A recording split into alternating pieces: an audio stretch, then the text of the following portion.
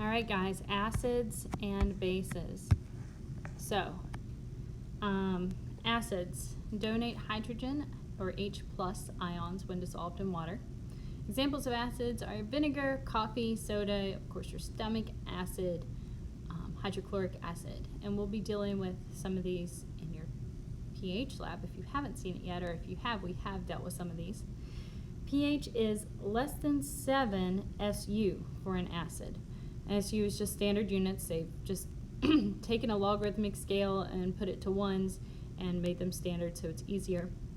Acids will turn blue litmus paper red. In bases, you accept hydrogen ions or you release hydroxide ions when dissolved in water. Examples include ammonia, Maalox, most detergents, etc. pH is greater than 7 standard units, and bases turn red litmus paper blue. The pH scale is used to indicate the acidity or alkalinity, basicity, that's a mouthful, of a solution. You're looking at the potential of hydrogen. So what's the potential of hydrogen ions to be donated or the potential of hydrogen ions to be accepted in your solution? It will run from 0 to 14 standard units, whereas acids are 0 to 7, bases are 7 to 14, and neutral is considered 7. Letter D, most body fluids have a pH of 7 standard units, which is good because pure water also has a pH of 7 standard units. Blood is usually a little bit basic, between 7.3 and 7.5. Buffers are important because those are substances that can neutralize acids and or bases to maintain a constant pH. We used a buffer to just calibrate.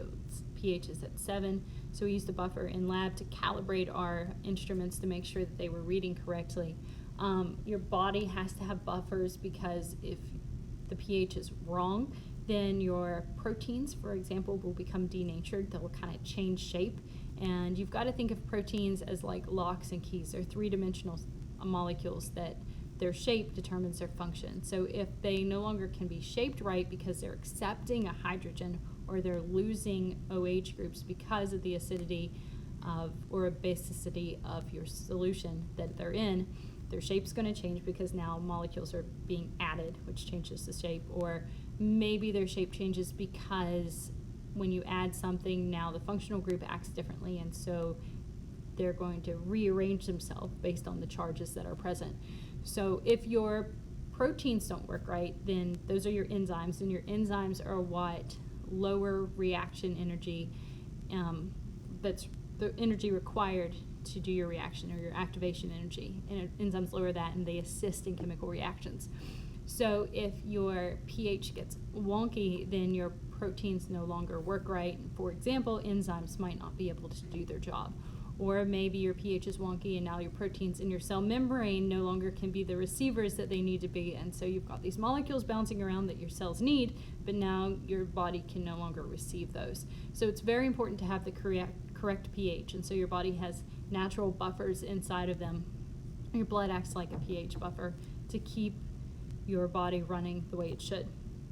In a neutralization reaction, you might have seen those if you've done a baking soda and vinegar volcano. But what's actually happening in that is you're making a gas, and you're adding, it says a base to an acid, but that's wrong, right? Acid to base. And it results in the formation of a salt and a water. And again, a gas is given off as well. So you have HCl plus NaOH, which are really, really strong.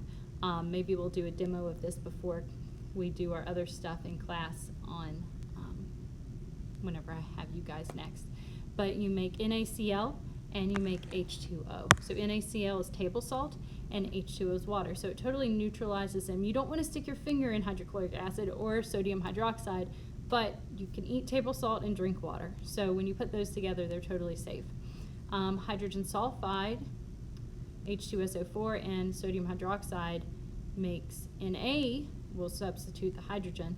So it makes sodium sulfide and water. So again, I don't know if you can eat that salt. I wouldn't recommend eating things. I'm not the chemistry expert, but again, that's another substitution reaction, a neutralization reaction where sodium replaced the hydrogen. And for whatever reason, He's got producers, which are green plants and photosynthesis, and consumers, which are animals that do respiration in here. I'm not exactly sure why he has those notes written down, but they might be important, so who knows? And